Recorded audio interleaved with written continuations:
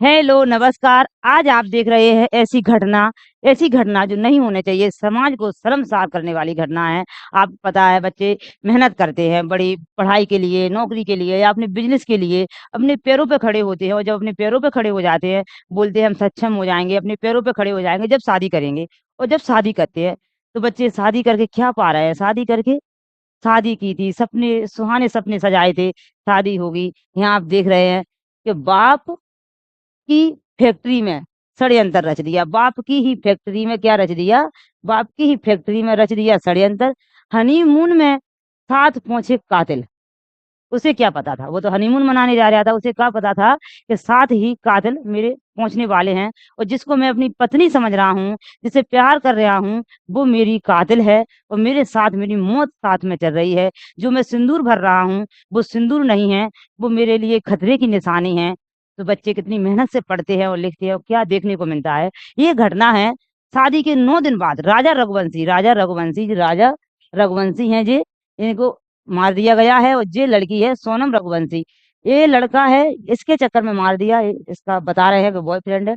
ये लड़के उसने भारे से जो गुंडे भिजाए थे शिलांग में मारने के लिए, तो ये घटना वहाँ की है। क्या हुआ कि शादी के 9 दिन बाद राजा रघुवंशी अपनी पत्नी सोनम रघुवंशी के साथ कहाँ जाते हैं? हनीमून मनाने के लिए जाते हैं। हनीमून मनाने के लिए अपने घर से लगभग 2172 किलोमीटर, मतलब 2100-2200 किलोमीटर दूर जा रहे हैं वो। गए कहाँ पर? अब वो जाते हैं तो रास्ते में एयरपोर्ट पर जैसे ही पहुँचते हैं वो, रास्ते में एयरपोर्ट पड़ता है, वहाँ पहुँचते हैं, तो एक फ़ोटो खींचते हैं और अपनी मम्मी को भिजाते हैं। उनकी मम्मी को भिजाते हैं, तो मम्मी वो फ़ोटो को देखती है, तो मम्मी उसे बड़ी गौर से देखती है कि फ़ोटो में, तो मम्मी को गले की चेन दिखती है।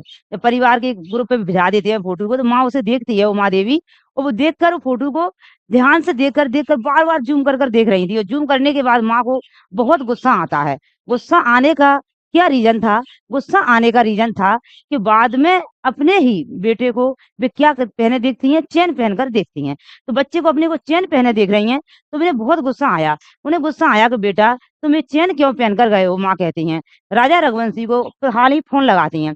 राजा रघुवंशी को फ़ोन लगाती हैं और कहती हैं कि बेटा तुम्हें चेन पहन के नहीं जाना था, कहीं चेन आपकी 2 ढाई लाख की चेन है और चेन से कोई या बदमाश कोई आपके पीछे पड़ जाए और आपको कोई नुकसान पहुँचा दे, तो क्या होगा? तब वो कहता है, जब उनका बेटा कहता है कि माँ मेरा मूड नहीं था चैन पहनने का, मगर जो मेरी पत्नी है जो सोनम, वो बोली कि आप वो ज़िद करने लगती है कि आप अपनी ज्वेलरी पहन के चलो, ये मुझको आप पहनते हो तो अच्छे लगते हो, इसलिए मैं पहनकर आ गया। कुछ इस तरह की बात कही थी। तब माँ समझाती हैं कि बेटा जब बाहर घूमने के लिए जाते हैं तो अपनी अच्छी चीज़ों को, अपनी कीमती चीज़ों को नुमाइश नहीं करते, ना बताते किसी को। इसे मौका मिलते ही इस चैन को क्या करना है, तुमको छुपाकर बैग में रख लेना है। छुपाकर बैग के अंदर रख लेना है ताकि किसी की इस पर नज़र ना पड़े। माँ को थोड़ा डर था कि कहीं इसकी सोने की चैन किसी को दिखाई ना दे जाए और कोई इस पर हमला ना कर दे और ये चैन की वज़ह से इसको कोई नुकसान ना पहुँचा दे। इसलिए माँ अपने बेटे से बार-बार बात करती थी, यह पूछने के लिए कि अब तुम कहाँ हो? तुम ठीक हो? माँ बार-बार कह रही हैं, तुम ठीक हो? नहीं हो? लेकिन 23 मई को क्या हुआ? 23 मई को 2025 की दोपहर 1 बजकर 19 मिनट पर और 1 बजकर 45 बच्चे से बात हुई, उनकी लड़के से हुई और 1 बजकर 45 मिनट पर उनकी बात उनकी बहू से हुई और बहू से वो अंतिम बार बातचीत करती हैं और उसके बाद पता चलता है कि जब बहू से बात करती है तो बहू उनकी बात बहुत अच्छी, रिकॉर्डिंग भी बहुत आ रही है। बहू बहुत अच्छे बात करती है और वो बहू से कहती हैं कि बेटा आज है ना, ये उनकी बहू है, आप देख रहे हैं। अब बहू नहीं है, वो उनके बेटे की कातिल है। वो कहती हैं बेटा आज 11 है और तुझे उपासी है क्या? तो वो कहती है कि नहीं माँ, मैं तो उपासी हूँ और मैं क्या अपना उपवास तोड़ दूँगी क्या? मुझे तो पता है कि आज 11 है इसलिए मैं तो उपासी हूँ और मैंने कुछ नहीं खाया। तो माँ कहती हैं कुछ लस्सी वगैरह कुछ ले लेना बेटा। वो बोले कहती है कि बहुत पहाड़ की ना बहुत चढ़ाई है, सब जने हम चढ़ रहे हैं, हम मतलब पति और हम चढ़ रहे हैं और बहुत उतरने में भी प्रॉब्लम आएगी, बहुत ऊँचा पहाड़ है। तो माँ पूछती है वहाँ क्यों गए हो आप? बोले कुछ नहीं, वहाँ व्यू अच्छा लगता है। ऐसा वो कह देती है। फिर क्या होता है, थोड़ी देर बाद ही बच्चे का फ़ोन नहीं लगता। क्या होता है, उसके बाद पता नहीं चलता, दूसरी बार फ़ोन लगाते हैं, अब बेटे का फ़ोन नहीं मिलता है। लेकिन उसकी ल क्या हुआ, थोड़ी देर बाद बहुत कोशिश की, मेहनत की, मगर उसकी लाश घर पर आती है। परिवार का बुरा हाल हो जाता है, लेकिन 27 दिन बाद जब बहू के बारे में पता चलता है, सास यह कहानी सुनाती है, मीडिया के सामने कहती है कि मुझे शक तो पहले से ही था, पहले से ही मुझे शक हो चुका था, लेकिन मैं बहू के ऊपर कोई लांछन लगाना नहीं चाह रही थी, क्योंकि मैं ऐसा नहीं चाह रही थी कि बहू के ऊपर लांछन लगाऊँ, वो भी किसी की बेटी है। मेरा बेटा तो जा ही चुका है, कहीं ऐसा ना हो कि बहू के साथ भी कुछ गड़बड़ ना हो गई हो। आज की इस कहानी के माध्यम से समझने की कोशिश करते हैं, आखिरकार सोनम यह कत्ल क्यों करवाया? सोनम ने यह कत्ल क्यों करवाया? इसके पीछे क्या वजह थी? और अभी आगे बाकी क्या खुलना बाकी रह गया है? यह कहानी है आपकी, यह घटना, ये सच्ची घटना है, सच्ची घटना मैं आपको सुनाती हूँ, सुनाने जा रही हूँ। यह सच्ची घटना मध्य प्रदेश के इंदौर शहर की है। कहाँ की है? मध्य प्रदेश के इंदौर शहर की है। दरअसल रामनवमी, जो रामनवमी आती है, रामनवमी का जब त्योहार मनाया जाता है, जब एक समाज के लोग, जो रघुवंशी समाज के लोग हैं, वो अपनी एक पत्रिका छपवाते हैं, एक पत्रिका छपवाते हैं, हर समाज में लोग करवाते हैं ऐसा। उस पत्रिका के अंदर जो युवक होते हैं और युवतियां होती हैं, उनकी फोटो या डिटेल दी जाती है कि ये लड़का लड़की शादी के लायक हैं, और कोई को पसंद आए तो शादी के लिए डिटेल दी जाती है। कौन क्या कारोबार कर रहा है, किसकी कितनी एजुकेशन है, कौन कितना पढ़ा लिखा है, साथ ही कितना उसकी आमदनी है, और इन से कोई किसी की पसंद करता हो तो शादी के लिए एक दूसरे से बात भी कर सकते हैं। क्योंकि एक दूसरे की डिटेल इतनी सारी लिखी होती है, तभी राजा रघुवंशी जो होते हैं, जो कि इंदौर शहर के रहने वाले थे, उसकी नजर पड़ती है, वो पत्रिका उनके घर आती है, उस पत्रिका पर उनकी नजर पड़ती है, और पत्रिका पर एक लड़की जिसकी उम्र लगभग 25 वर्ष थी, वो देखते हैं। उसी वो जब लड़की को देखते हैं वो, तो उनको लड़की ठीक लगती है, और लड़की जब उनको ठीक लगती है, उसी साल के आस-पास ही उस लड़की को देखता है, जिसका नाम होता है सोनम रघुवंशी। वो देखता है उसी साल, 25 साल के आस-पास की वो लड़की, जिसकी उम्र लगभग, उसकी जो लड़की की उम्र थी 25 साल थी, और लड़के की उम्र 28 साल के आस-पास है। जो अपने पिता से कहता है कि जो सहकार नगर में एक ट्रांसपोर्ट कारोबारी हैं, जो राजा रघुवंशी है, वो सहकार नगर में ट्रांसपोर्ट कारोबार था उनका, और 3 सगे भाई थे वो। तीनों ही बहुत अच्छा ट्रांसपोर्ट का कारोबार कर रहे थे। अच्छी खासी हस्ती है, पैसों की कोई कमी नहीं है, कोई दिक्कत, कोई परेशानी नहीं। बेटा अपनी माँ के पास जाता है, उमा देवी से जाकर कहता है कि माँ, यह लड़की देखो कितनी सुंदर लग रही है। जब माँ देखती है तो माँ को भी वो लड़की ठीक लगती है। तब वो कहता है कि इससे मेरी शादी करा सकती हो क्या? अपने समाज की है, वैसे भी पत्रिका के अंदर है, ये फोटो कोई दिक्कत तो नहीं है। माँ को भी अच्छी लगती है लड़की। वो अपने परिवार में बातचीत करती हैं, कहती हैं कि इसकी भी तो शादी करनी ही है। एक काम करो, इससे बातचीत कर लेते हैं। सबसे पहले फ़ोन लगाया जाता है, सबसे पहले फ़ोन लगाया जाता है। अपने बारे में बताया जाता है कि हम ट्रांसपोर्ट का बिज़नेस करते हैं, 3 बेटे हैं हमारे पास। सबसे छोटा बेटा लाडला या राजा है हमारा, यही सबसे होशियार है। सारी बात बताई जाती है। सामने वालों को यह रिश्ता पसंद आ जाता है। सामने वाले जो सोनम रघुवंशी के परिवार वाले थे, उनके माता-पिता, भाई थे, वे प्लाईवुड का काम करते थे। इनके अच्छी दुकान, और दुकान की ज़िम्मेदारी भी बेटी ही सँभाला करती थी। जो लेन-देन का एक तरह का यह एचआर मैनेजर हैं। अब यह सब कुछ जानकारी होती है। दोनों परिवार आपस में मिलते हैं। पंडित जी को बुलाया जाता है, बिठाया जाता है। इसके बाद यह बातचीत का सिलसिला था, जो लड़के वाले चाहते थे कि 1 साल में जब मौका हो, जब हम शादी कर लेंगे। लेकिन लड़की वाले ये चाहते हैं कि अभी 1-2 महीने में ही हम शादी कर लीजिए। अक्टूबर का माह था, 2024 की बात थी, जब लगातार इस तरह की बातें चल रही थी कि पहले मुलाकात थी। मुलाकात होते-होते यह तारीख निकल के आगे आती है, शादी की डेट पक्की हो जाती है, 11 मई 2025।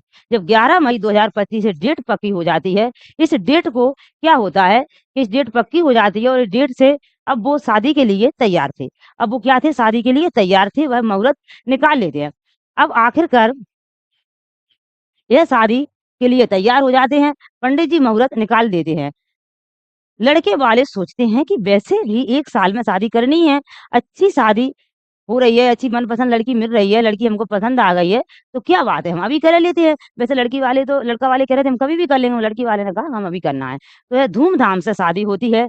अब जब शादी हो जाती है, अभी 2-3 दिन का ही समय बीता था कि जो दुल्हन घर पर आई, वो पग फेरी की रस्म होती है, उसके लिए दुल्हन घर पर आती है। वो पढ़ी-लिखी थी, उसके हाथ में पैसा भी रहता था, उसका अपना घर का बिज़नेस व्यापार सँभाला करती थी। तभी उसने प्लान करा कि क्यों ना हम घूमने चलें, क्यों ना हम घूमने चलें, प्लानिंग की जाती है। हालाँकि उसने मना किया था, लड़के ने मना किया कि अभी हम क्या है, लड़का है, लड़के ने मना किया कि नहीं, अभी तो हम सब घरवालों के साथ रहना चाहते हैं, अभी हम घूमना नहीं चाहते हैं, परिवार के साथ थोड़ा समय बिताते हैं, उसके बाद आराम से चलेंगे। लेकिन दुल्हन थी कि नहीं मानी, वह बोली नहीं जाना है। इसके लिए डिसाइड किया जाता है कि डिसाइड जब दुल्हन खुद ही कर रही है, तो उसी ने डिसाइड करा लिया, उसी ने शिलांग के लिए जो वहाँ की बुकिंग करवाई और माँ बोली वो शिलांग चलेंगे और माँ कामाख्या देवी के दर्शन कर लेंगे, क्योंकि वह पति से वह पति से यही कहलवाना चाहती थी कि पति ने कामाख्या देवी के दर्शन नहीं किए थे। आखिरकार 20 मई को 2025 को वो घर से निकलते हैं, 20 मई 2025 को वो घर से निकलते हैं और यहाँ पर माँ कामाख्या देवी के दर्शन करते हैं। कहाँ पर? शिलांग में पहुंच जाते हैं। उसके बाद घूमना फिरना उनका होता है। घर वाले, परिवार वाले पल पल की जानकारी इसलिए भी ले रहे थे कि माँ उमा देवी को लगभग 2.5-3 लाख की कीमत की जो बच्चा चेन पहना था उनका बेटा गले में, उससे उन्हें बड़ा डर सा लग रहा था। तो बार बार बेचैनी हो रही थी, कहीं बेटे को चैन की वजह से कोई नुकसान ना पहुंचा जाए, कहीं बेटे को चैन की वजह से नुकसान ना हो जाए। माँ को यह थोड़ा-सा आभास सा हो चला था। आखिरकार 23 मई 2025 दोपहर 1:45 पर उमा देवी अपने बेटा रघुवंशी से आखिरी बार बातचीत होती है। बहू से बातचीत होती है, उसके बाद संपर्क टूट जाता है और उसके बाद जो होता है वो बाकी भयानक होता है, ऐसा किसी के साथ ना हो। हालाँकि 25 मई 2025 को लड़की का भाई जो कि गोविंद होता है और लड़के का भाई विपिन जो बीच वाला भाई है वो भी होता है, वो जाते हैं। जब लड़के का फ़ोन नहीं लगता, परेशान हो जाते हैं, तो वो शिलांग के लिए इमरजेंसी लैंडिंग करते हैं, पहुँचते हैं, अपने भाई को ढूँढते हैं। अब वहाँ पर एनडीआरएफ, एसडीआरएफ के लोकल जो पुलिस तमाम अधिकारी सब लग जाते हैं। कोई नहीं जानता था, हालाँकि शुरुआत में इन्होंने जब जाकर लोकल पुलिस से मदद माँगी, तो पुलिस ने मदद नहीं की। काश कि पुलिस ने अगर मदद कहीं समय पर कर देती, तो कहीं वो उन्हें उस समय ज़िंदा बच जाते, मिल जाते, तो शायद इतना बड़ा मामला ये देश के हाई प्रोफाइल नहीं होता। क्योंकि जब इनकी मेघालय पुलिस ने मदद नहीं करती है, तो इसके बाद ये मदद माँगते हैं यूट्यूबर से। यूट्यूबर से उसे कहते हैं वे, यूट्यूबर चलो वहाँ वीडियो बनाओ और दिखाओ सबको। तो यूट्यूबर इस मामले को लगातार हाइलाइट कर देते हैं। जब हाइलाइट होता है मामला, तो मामला मध्य प्रदेश के मुख्यमंत्री तक पहुँचता है। मध्य प्रदेश के मुख्यमंत्री तक पहुँचता है मामला, फिर देश के गृह मंत्री अमित शाह तक भी पहुँच जाता है। इसके बाद फिर क्या हुआ, अमित शाह जी फ़ोन करते हैं सीधा मेघालय के मुख्यमंत्री को और जब फ़ोन पहुँचता है तो उसके बाद मीडिया इस मामले की कवरेज करना शुरू कर देता है और पल-पल की जानकारी जुटाना शुरू कर देता है। आखिरकार लगातार दिन बीतते रहे थे। 23 को लड़का गायब हुआ था, 23 मई को, जो दूल्हा था राजा रघुवंशी, और 2 जून को 2025 को उसके मेघालय प्रदेश के जिला पूर्वी खासी हिल्स में जो थाना लगता है सोहरा, उसी के एक इलाका है बोईसा डोंग। वहां पर क्या हुआ, गहरी खाई होती है और गहरी खाई के अंदर एक लाश मिल जाती है। लाश की जब शिनाख्त की जाती है, उसके हाथ पे लिखे हुए टैटू से, उस हाथ पर टैटू से राजा लिखा हुआ था, उससे पता चल जाता है कि लाश यह राजा रघुवंशी की है। अब मैं यह मामला और ज़्यादा हाइलाइट इसलिए हो जाता है, इसलिए हाइलाइट हो जाता है क्योंकि पास में ही एक लाल और काले रंग की जैकेट मिलती है, जो एक साइड मतलब आधी काली थी, आधी लाल थी, मिलती है। पास में ही एक सफ़ेद रंग की शर्ट मिल जाती है। तो यह अंदाज़ा लगाया जा रहा था कि यह लाल रंग की जो जैकेट है और सफ़ेद रंग की जो शर्ट है, वो उसकी पत्नी सोनम रघुवंशी के हैं। उसपे खून के कुछ छींटे मिल रहे थे। मिल जाते हैं। मामला और ज़्यादा हाइलाइट हो जाता है कब? जब कयास लगाए मतलब सभी प्रयास लगाए जा रहे थे कि इसका किडनैप कर लिया किसी ने, लड़की को किसी ने किडनैप कर लिया, बांग्लादेश उठाकर ले गए। जब लगातार मामला चल रहा था, अब ऐसी ही स्थिति में पुलिस ने जब अपना काम कर रही थी, पुलिस अपना काम करने लगी थी वहाँ की, एसआईटी का गठन हुआ, एक संघ गठन किया उन्हें, गठन कर दिया जाता है। अब जब एसआईटी लगातार काम कर रही है, तो पुलिस एक व्यक्ति मिलता है, पुलिस को क्या होता है, एक व्यक्ति मिलता है जिसका नाम होता है अल्बर्ट पेड, जो कि मामला देहात का रहने वाला था। गार्ड होता है, वो एक वहाँ गार्ड होता है, वो उसको हिंदी कम आती है। वो बताता है कि साहब 23 मई को 2025 की सुबह लगभग 10 बजे के आसपास एक दंपत्ति पति और पत्नी थे, साथ में 3 लड़के थे, जो उनके इर्द-गिर्द घूम रहे थे।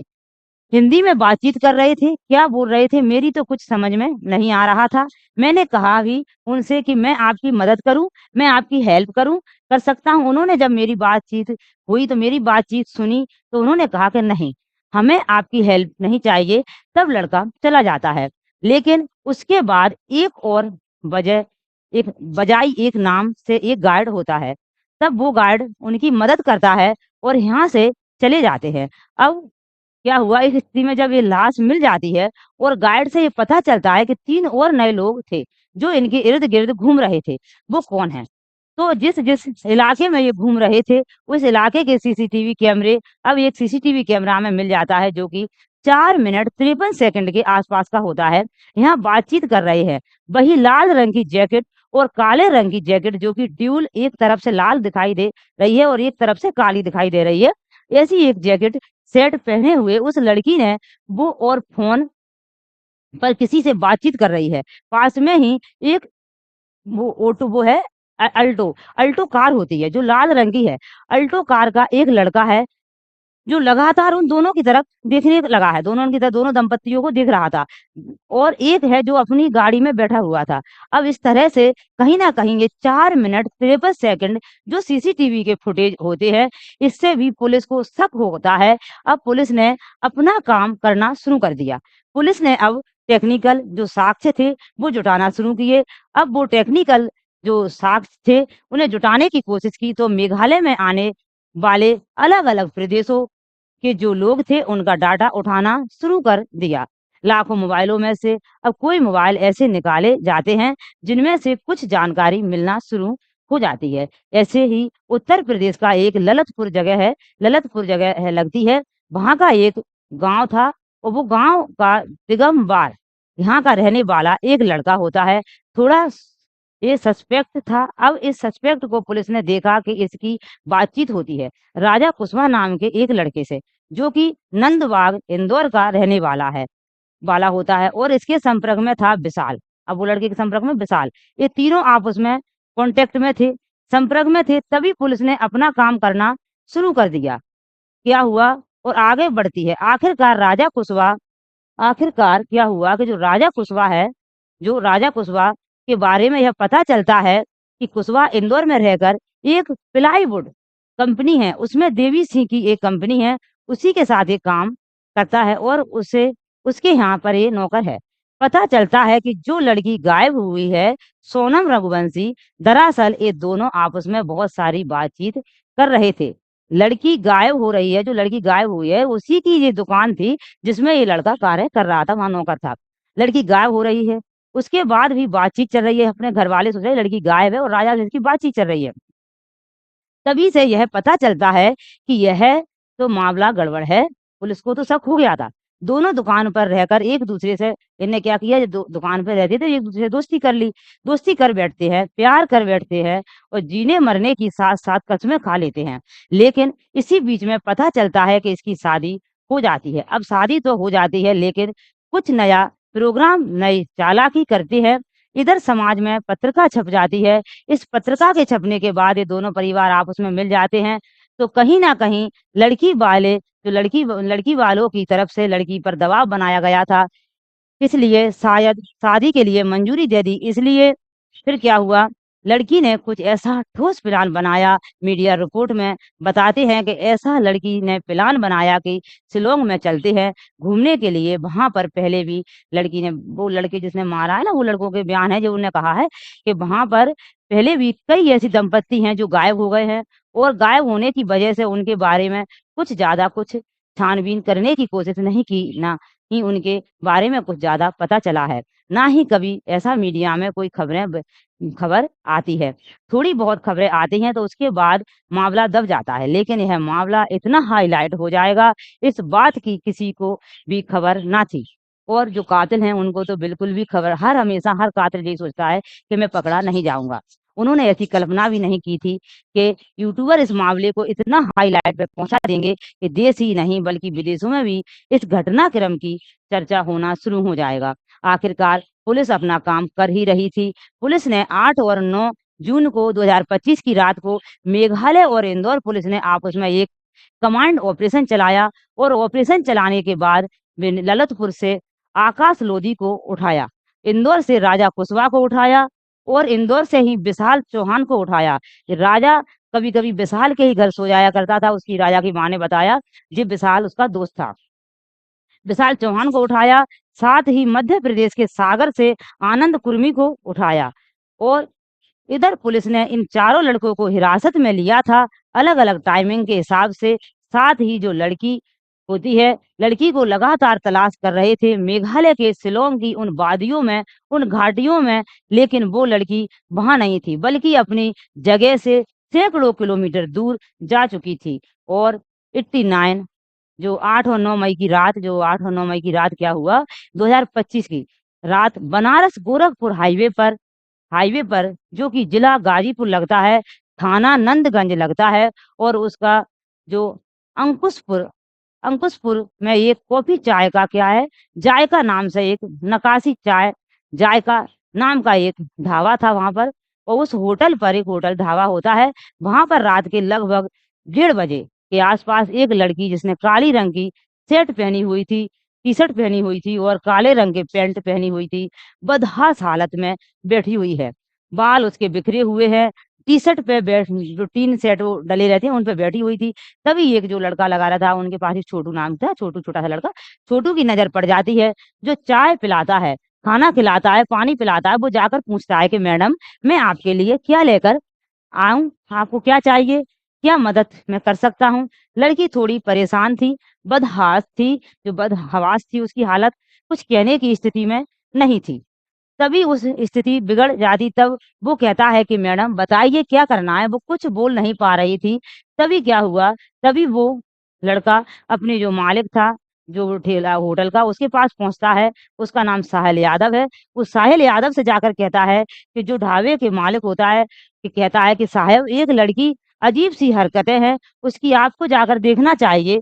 फिर वो जो ढाबे का मालिक होता है, साहिल यादव, उसके पास पहुँचता है, उससे बातचीत करता है और बातचीत करने के बाद लड़की रोते हुए कहती है कि मुझे आप अपना मोबाइल दे दीजिए, मुझे अपने घर वालों से, परिवार वालों से बातचीत करनी है। उसे लगता है कि मदद कर देनी चाहिए, परदेशियों की मदद करना कौन-सी बुरी बात है। अब वो मोबाइल देता है उस लड़की को और देकर वहाँ से अलग हट जाता है। लड़की रोते हुए, बिलखते हुए अपने भाई को फ़ोन करती है और बात करते हुए कुछ करते-करते कुछ जानकारी देती है। भाई यह यकीन नहीं हो रहा था कि जो उसकी बहन शिलांग में उसको ढूँढ रहे हैं, वो वहाँ इतनी दूर लगभग 1100 किलोमीटर दूर यहाँ क्या कर रही है? उसे यकीन नहीं हो रहा था। भाई गोविंद क्या करता है, गोविंद को कहता है कि वीडियो कॉल करो। उसे यकीन ही नहीं हो रहा, उसे अचानक उसी को ढूँढ रहे, उसी का फ़ोन आ गया। तब ये यकीन करूँगा। दोबारा से वीडियो कॉल होती है, वह देखता है सचमुच में उसकी बहन ही थी। तभी उसने इंदौर की पुलिस से कॉन्टैक्ट किया और इंदौर की पुलिस ने गाजीपुर की पुलिस से कॉन्टैक्ट किया और यहाँ कॉन्टैक्ट होने के बाद आखिरकार पुलिस इस मामले की जाँच-पड़ताल में जुट जाती है। देखती है, जब वहाँ पुलिस पहुँचती है तो 3 बजे लड़की को पुलिस अपने पास साथ ले जाती है और 3 बजे से फिर रात के सुबह तक लड़की इंदौर आ जाती है। पुलिस जब मौके पर पहुँचती है तो यह लड़की जब अपने भाई से बात करती है, तो बात करते-करते बेहोश हो जाती है और रात के 3 बजे जब उसे नज़दीकी पुलिस स्टेशन के एस जो लड़की है एसएओ इसलिए पहुँच जाते हैं क्योंकि लड़की वो जो लड़का था उसने भी 112 नंबर पर फ़ोन लगा दिया था, जब वहाँ पुलिस मौके पर आती है। इस लड़की को उठाकर सीधा जिला अस्पताल ले जाते हैं। पहले इसका चेकअप कराया जाता है, तो चेकअप कराने के बाद यहाँ पर उसकी मेडिकल स्थिति देखी जाती है। स्थिति उसके बाद ही सखी वो लड़कियों के लिए बने रहते हैं, ऐसी लड़कियों के लिए जिसका कोई नहीं है, सखी वन स्टॉप सेंटर जो कि महारथी विश्वामित्र मेडिकल कॉलेज परिसर में बना हुआ है, वहाँ पर इसको जमा कर दिया जाता है। अब इसके बाद पूरे उत्तर प्रदेश ही नहीं बल्कि पूरे भारतवर्ष में इस लड़की के मिलने की चर्चा शुरू हो जाती हैं। पहले शुरुआत में अंदाज़ा लगा रहे थे कि जैकेट पे जो काले और लाल रंग के जैकेट है, उस पे जो खून के धब्बे मिले हैं, कहीं न कहीं लड़की मर चुकी है, मारी जा चुकी है, उसके साथ भी घटना हो चुकी है। लेकिन ऐसा कुछ नहीं था, लड़की मिल जाती है, लेकिन जिस रूप में मिलती है, उसकी किसी ने कल्पना नहीं की थी। आखिरकार उत्तर प्रदेश की पुलिस के पास बात बहुत कुछ था पूछती, जो अभी अभी तक उसने नहीं पूछा। एस लॉ जो एक वहाँ के अमिताभ एस लॉ एंड और लॉ एंड ऑर्डर के जो अधिकारी हैं, उन्होंने कहा कि मेघालय पुलिस और इंदौर पुलिस के हम संपर्क में हैं। वह जब चाहे वह लड़की को ले जाएँ, हम अपनी जाँच में पूरी तरह से सहयोग करने के लिए तैयार हैं। अब जो होगा वो मेघालय पुलिस इस बात को उनके पास पहले से ही काफ़ी मात्रा में सबूत थे। यह जानकारी पुख्ता हो चुकी थी कि इस लड़की का एक लड़के से जिसका नाम राजा कुशवाहा है, उससे अफ़ेयर है। अफ़ेयर की बात सामने आ रही थी क्योंकि बहुत सारे बातें आपस में मेच खा रही थीं, हैं? बहुत सारी बातें कर रहे हैं। अब किसने हत्या का प्लान बनाया? क्या अकेली लड़की ही मुखिया थी? इसमें हत्या करवाने वाला या फिर राजा कुशवाहा इसका जो मेन वो है, इसमें मेन आरोपी है। हालाँकि जितने भी फ़ायदे हैं, सब गिरफ्त में आ चुके हैं।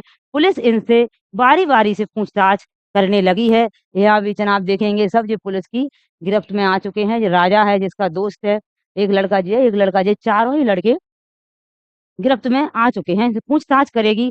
ज़ाहिर-सी बात है जब लड़की पकड़ी जाती है तो उसने एक नई कहानी बनाना शुरू कर दिया। वो कहती है वह लगातार बेहोश थी, उसको कुछ पता नहीं है बेहोशी में उसे कहाँ रखा गया और वो यहाँ कैसे लाए। वह कहती है कि मुझे डाल दिया गई क्योंकि वो शिलांग से गाज़ीपुर पहुँची है।